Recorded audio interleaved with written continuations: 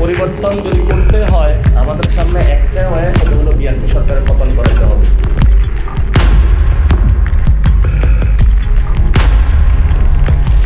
ঢাকার রাজনীতি অঙ্গনে হঠাৎ করে যেন এক বিশাল বজ্রপাত ঘটে গেল। ক্ষমতা কেন্দ্রবিন্দুতে কান পাতলে এখন শোনা যাচ্ছে এক নতুন মেরুকরণের গল্প। গত বৃহস্পতিবার রাত গভীর হওয়ার আগে চূড়ান্ত হয়ে গেল একজনকে নেয়ার সিদ্ধান্ত, যেখানে রাষ্ট্রপতি পদপ্রার্থী হিসেবে মির্জা ফখরুল ইসলাম আলমগীরের নাম ঘোষণা পরপরই পূর্ব রাজনীতি এক নতুন মাত্রা যোগ হয়েছে। এই সিদ্ধান্তটি কেবল একটি পদের সাধারণ রদবদল নয়, বরং এটি যেন তারেক রহমান নেতৃত্বে পরিচালিত 6 মাসের সরকারের ভিত নাড়িয়ে দেয়া এক বিশাল ভূমিকম্প। আর এই রাজনৈতিক কম্পনের রেশ কাটতে না কাটতে বিভিন্ন মন্ত্রণালয়ে শুরু হয়ে গেছে ব্যাপক রদবদল। সবচেয়ে বড় চমকটি এসেছে স্বরাষ্ট্র মন্ত্রণালয়ের মতো অত্যন্ত সেন্সিটিভ জায়গা থেকে, যেখান থেকে গত রাতে হঠাৎ করে সরিয়ে দেওয়া হয়েছে দাপুটে নেতা সালাউদ্দিন আহমেদকে। কিন্তু কেন 6 মাসের মাথায় এমন একটা বড় সিদ্ধান্ত অস্ত্রোপচার করা হলো? চারদিকে এখন শুধু একটাই গুঞ্জন ঘুরপাক খাচ্ছে। আপনি যদি না চেয়ে থাকেন আওয়ামী লীগের দেশে আসুক, তাহলে ভিডিওটি লাইক করুন, এবং আপনি যদি আওয়ামী লীগকে ঘৃণা করে থাকেন তাহলে এখনই চ্যানেলটিকে সাবস্ক্রাইব করে দিন। সালাউদ্দিন কি তবে ব্যর্থ হলেন, নাকি তাকে আরও বড় কোনো দায়িত্বের জন্য প্রস্তুত করা হচ্ছে? পুরো ঘটনার সূত্রপাত হয়েছে দলের স্থায়ী কমিটির একটি বিশেষ বৈঠক, যেখানে স্বয়ং প্রধানমন্ত্রী তারেক রহমান সভাপতিত্ব করেছেন। ফখরুলের প্রস্থান মানেই যে নতুন নেতৃত্বের খোঁজে এক নতুন লড়াই, আর সেই তাড়াহুড়োর মধ্যে স্বরাষ্ট্র মন্ত্রণালয়ের মতো গুরুত্বপূর্ণ হাল তুলে ধরা হয়েছে লক্ষ্মীপুরের 3 আসনের পরিচিত মুখ শহীদ উদ্দিন চৌধুরী অ্যানির হাতে, যিনি এতকাল পানি সম্পদ মন্ত্রণালয় সামলাচ্ছিলেন। তার সামনে এখন দেশের সবচেয়ে বড় চ্যালেঞ্জ আইন শৃঙ্খলা পরিস্থিতি রক্ষা করা এবং জনগণের মাঠ পর্যায়ের কর্মীদের মাঝে জমা হওয়া খুব প্রশমিত করা। অন্যদিকে সালাউদ্দিন আহমেদকে পাঠানো হয়েছে স্থানীয় সরকারের পল্লী উন্নয়ন এবং সমবায় মন্ত্রণালয়। রাজনৈতিক মহলে অনেকেই এটিকে ডিমোশন বলে, তাকে কট্টর সমর্থকদের দাবি এটি আসলে প্রমোশন। তবে ক্ষমতার অন্দরমহলে খবর যারা রাখেন তারা খুব ভালো করেই জানেন যে সালাউদ্দিন আহমেদের গত 6 মাসের পারফরমেন্স ছিল একটি ধোঁয়াশায় থাকা। 6 মাস আগে যে সরকার বিশাল জনসমর্থনের প্রত্যাশা নিয়ে দায়িত্ব গ্রহণ করেছিল, সেই সরকারেরা স্বরাষ্ট্র মন্ত্রণালয় আজ রীতিমতো কাঠগড়ায়। সালাউদ্দিন আহমেদের বিরুদ্ধে অভিযোগের ভরতা বেশ লম্বা। আইন শৃঙ্খলা পরিস্থিতি উন্নতি তো দূরের কথা, বরং দিন দিন তা যেন সাধারণ মানুষের নাগালে বাইরে চলে যাচ্ছিল। ছিনতাই, ডাকাতি আর খুনের মতো ঘটনাগুলো নিত্যদিনের হেডলাইনে পরিণত হয়েছিল। ভায়োলেন্স বা গণপিটুনির মতো ঘটনাগুলো যখন একেবারেই নিয়ন্ত্রণহীন হয়ে পড়েছিল, তখন স্বরাষ্ট্র মন্ত্রণালয় এই চিরচেনা দৃঢ় কোথায় হারিয়ে গিয়েছিল তা নিয়ে জনমনে প্রশ্ন উঠেছিল। অপরাধ দমনে কার্যকর কোনো পদক্ষেপ দেখানোর বদলে মন্ত্রণালয়টি যেন কেবল বিবৃতি আর আশ্বাসের মধ্যে আটকে ছিল। সীমান্ত নিরাপত্তা, কূটনৈতিক সমন্বয়ের ক্ষেত্রেও বড় কোনো সাফল্যের ছাপ রাখতে পারেননি তিনি। মাঠ পর্যায়ে পুলিশ বাহিনীতে যে জবাবদিহিতা আর চেইন অফ কমান্ডের দরকার ছিল, সেখানে দেখা গেছে বিশাল শূন্যতা। অপরাধ দমনে কোনো দীর্ঘমেয়াদী কৌশল বা মাস্টার প্ল্যান কখনোই জনসম্মুখে আসেনি, বরং জনস্বার্থের সংকট যেন প্রতি মুহূর্তে আরও গভীর হয়ে উঠেছে। সবচেয়ে বড় কথা, যখনই কোনো অঘটন ঘটেছে তার জবাবে নির্ভরযোগ্য কোনো ব্যাখ্যা বা ধারাবাহিকতা ছিল না, যা সরকারি ইমেজ সংকটে আরও বহুগুণ বাড়িয়ে তুলেছে। 5ই আগস্টের আগে লুটের হওয়া অস্ত্রগুলো পুরোপুরি উদ্ধার না হওয়ায় জনমনে এক অদৃশ্য আতঙ্ক ভাষা বেঁধেছে।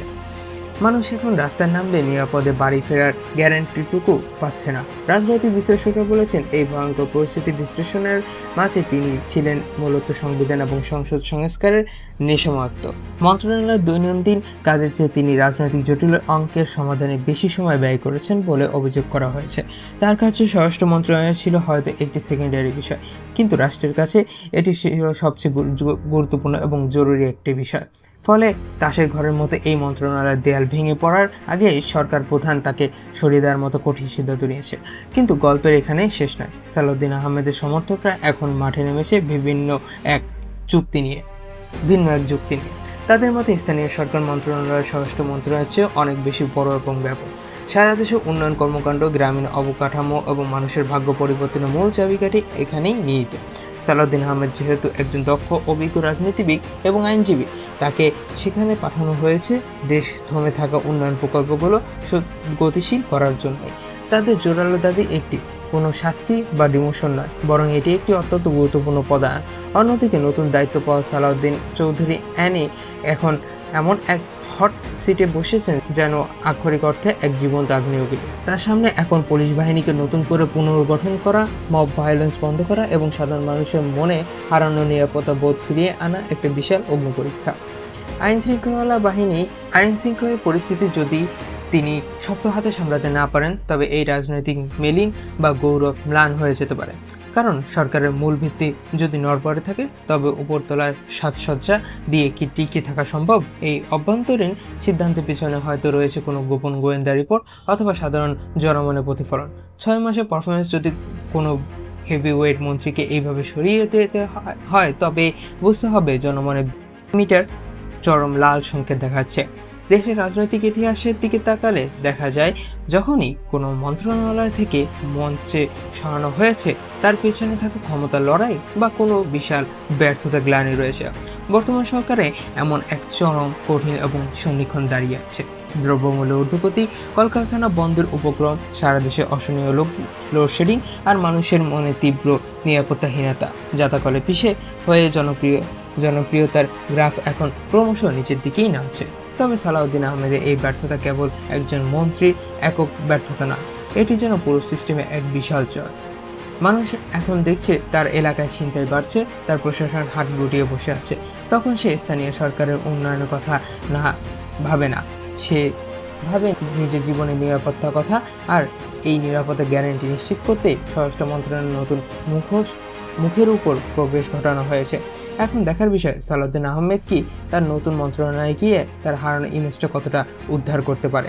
আর সালাউদ্দিন চৌধুরী অ্যানি কি পারবেন স্বরাষ্ট্র মন্ত্রণালয়ের সেই মরিচা ধরা চাকা সচল করে পুলিশকে আবারও আস্থার জায়গায় ফিরিয়ে আনতে? মব ভায়োলেন্স বা গণপিটানির মতো জঘন্য সংস্কৃতি তিনি রুখে দিতে পারবেন? দেশের উপজেলার নির্বাহী কর্মকর্তাদের অফিসের সামনে যে মব সৃষ্টি তৈরি করা হয়েছে, তা কি তিনি শক্ত হাতে দমন করতে পারবেন? সময় একেবারেই কম এবং জনগণের ধৈর্য ফুরিয়ে আসছে। এদিকে বিশাল রাগ বদলের সাথে সাথেই শুরু হয়েছে এক নতুন জল্পনা। দলের স্থায়ী কমিটি এখন কারা বসবেন? মির্জা ফখরুলের ছেড়ে যাওয়া পদগুলো আর পূরণ করবেন, নাকি এখন মাঠে নিয়ন্ত্রণ সরাসরি নতুন কোনো ছক চলবে? এসব প্রশ্নের উত্তর লুকিয়ে আছে আগামী কয়েকদিনের রাজনৈতিক মুভমেন্টের মধ্যে। সাধারণ মানুষ এখন শুধু অন্ধকার আর অনিশ্চয়তার মধ্যেই দিন কাটাচ্ছে। তারা শুনতে চায় না কোনো মন্ত্রী কোথায় গেল বা কোন মন্ত্রণালয়ের দায়িত্ব কার হাতে বলল। আর তারা শুধু চায় নির্ভয় ঘুমাতে, রাস্তায় বের হয়ে নিরাপদে বাসায় ফিরতে এবং তাদের সন্তানদের ভবিষ্যৎ নিশ্চিত করতে। সালাউদ্দিন আহমেদের স্থানীয় সরকারের যাওয়া এবং অ্যানির স্বরাষ্ট্র মন্ত্রণালয়ে আসা, এসব কি পারবে সব কিছু ঠিক করতে? সাধারণ মানুষের এই প্রাণের দাবি পূরণ করতে উত্তরটা সবাই গর্বে লুকিয়ে রয়েছে। তবে রাজনৈতিক বিশ্লেষকরা মনে করছেন, এই রদবদলে যদি পুরোপুরি সফল না হয়, তবে 6 মাসের শাসন আমলে এক বড় ধরনের বিপর্যয়ের মুখে হতে পারে। কারণ অসন্তোষ যখনই রাজপথে নেমে আসে, তখন কোনো মন্ত্রী পদায়ন বা অপসারণ দিয়ে ঠেকানো যায় না। এখন প্রয়োজন কঠোর সিদ্ধান্ত, দৃঢ়মান উন্নয়ন এবং সবচেয়ে বেশি প্রয়োজন জনগণের হারানো আস্থা পুনরুদ্ধার করা। এই আস্থা পুনরুদ্ধারের যুদ্ধে অ্যানি কি জয় হবেন, নাকি স্বরাষ্ট্র মন্ত্রণালয়ের অভিশপ্ত চেয়ারটি তাকে খেয়ে ফেলবে? প্রিয় দর্শক, ক্ষমতার এই রদবদল আর বর্তমান বাংলাদেশের রাজনৈতিক পরিস্থিতিকে আপনি কিভাবে দেখছেন? আপনার মূল্যবান মতামতটি আমাদের কমেন্ট বক্সে অবশ্যই জানাবেন। এরকম রাজনৈতিক বিশ্লেষণ, এক্সক্লুসিভ খবরের আপডেট সবার আগে পেতে অরবিট নিউজ চ্যানেলটিকে এখন সাবস্ক্রাইব করে পাশে থাকা বেল আইকনটি এনেবল করে দিন। দেখা যাচ্ছে নেক্সট ভিডিওতে। ততদিন ভারত অবশ্যই থাকবেন। আসসালামু আলাইকুম ওয়া রাহমাতুল্লাহি ওয়া বারাকাতুহু।